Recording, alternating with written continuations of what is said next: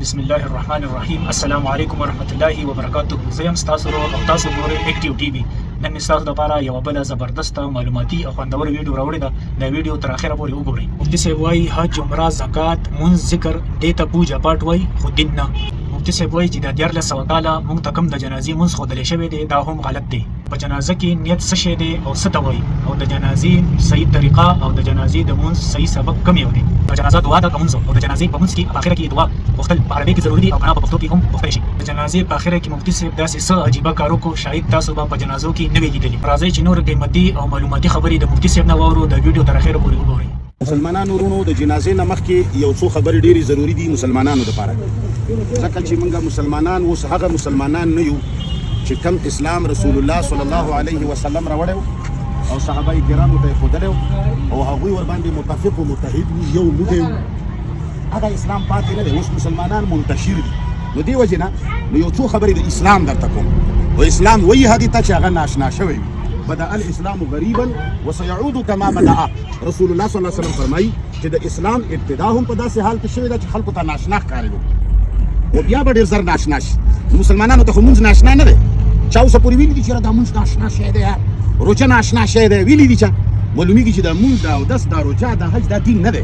که دا دین وی دا به خلکو ناشنا ګڼلی. دا احکام دي، دا صرف عبادات دي. دې ته پوجا پاټ وایي، خو دین دې ته نه وایي. دین ډېر وسیع معنی لري.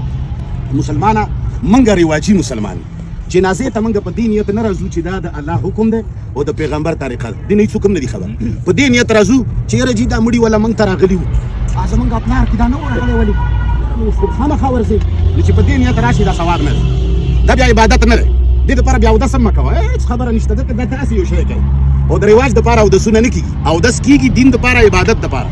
عبادت دې ته وایي چې زه دې جنازې له دې دپاره ځم چې دا مسلمان دی او د الله حکم دی چې ستاسو علاقه کې مړی وشي جنازې له ورځئ. کني زه به درنه پوښتنه کوم چې ته د غریب سړي په جنازه کې شامل شوی وي او که نه. نو اول مسله مې درته دا وکړه چې دلته راغلي خلک اول دا نیت برابر کړي. که څوک په دې نیت راغلی وي چې یاره جي طاهر ما ته راغلی و، یاره هغه ورور یې ما ته راغلی و، پلار جنازې کې راته راغلی و، نیکه جنازې کې راته راغلی و، نو هغه خلک بیخي عبادت ته نه دي راغلي، هغه رواج ته راغلي دي. هغه د خپل نیت برابر کړي، استغفار دې ووایي.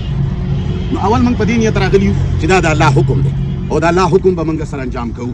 دویمه خبره، بیا موږ چې کومه جنازه کوو، ملایانو ته چې کومه جنازه د ځمکې خدای ښودلې ده، ځمکې خدایان زموږ ملایان دي چې اول به نیت وتړې او نیت مې وکړو زړه د خلاصه، نویت ان اودي لله تعالی 4 تکبیرات صلات الجنازه. دا 25 ګزه دا نیت چې دی دا نه قرآن کې شته، نه سنت کې شته، نه یو کتاب کې شته. دا ملا جوړ کړی نیت دی، دا به هم داسې شاته کېږي. نیت دې ته وایي چې ته د کور نه را روان یې، نو ته واده ته خو نه یې راغلی که جنازې ته راغلی، نو دا نیت دی چې ته را روان یې، مونځ اودس دې کړی دی، ښه باقاعده پاکو جامو سره راغلی، بیا صف جوړوي په نیت د جنازې راغلی، دقه یې نیت دی.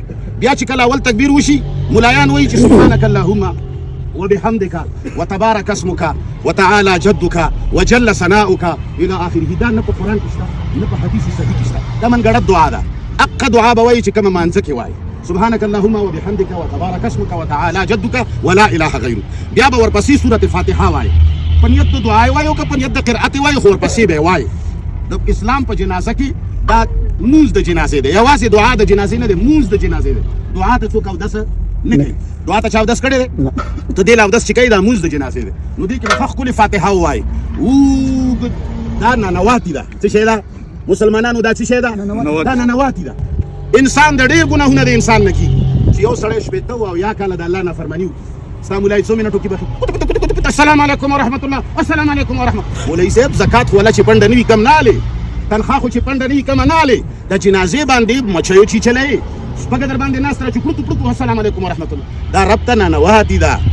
دې کې به دعا غواړي، دې کې کیدای شي تاله جړا درشي. دا ته رب باندې یو بني ادم بخې په دې نیت راغلی چې دې بني ادم ګناه کړې ده. لہذا دویم تکبیر نه بعد به خلکو وایي اللهم صل علی محمد وعلى آل محمد کما صلیت وسلمت دا دعا هم په نه قرآن کې شته او نه سنت صحیحه کې شته، دا ضعیفو روایاتو کې راغلی ده. موږ به هغه درود وایو چې کوم مانځه کې وایو، اللهم صل به هم د مانځه وله وایو، اللهم بارک به هم د مانځه وله وایو. بیا هغې نه وروستو چې کله دریم تکبیر وکړو بیا خلک اللهم اغفر لحینا ومیتنا دا دعا یاده کړې ده، بس په معنی خو څوک هم نه پوهېږي. او دا یاد وساتئ مسلمان چې کوم سپاره شته په معنی نه پوهېږي هغه خدای نه قبلوي.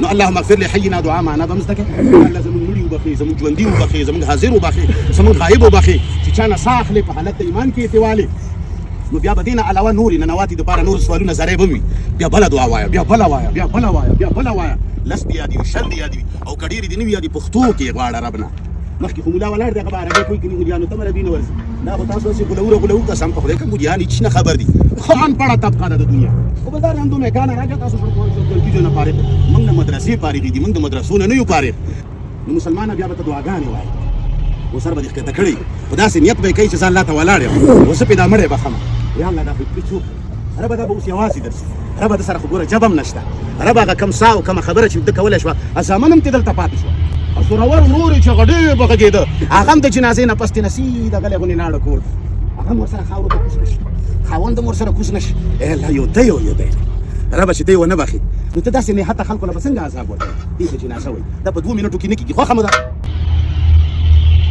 صفونه برابر کړه د اسلام ولا جنازه وکړي چې خلک په ځمکه ودرېږي ملا به هم په ځمکه ودرېږي دا پیغمبر نه دی نه اسمان نه راکوزي ځکه خو تاسو دوبیان خراب کړي د نورو ښایسته ویډیوګانو لپاره اکټیو ټي وي چینل سبسکرایب کړئ د فیسبوک پیج لایک کړئ د الله پامان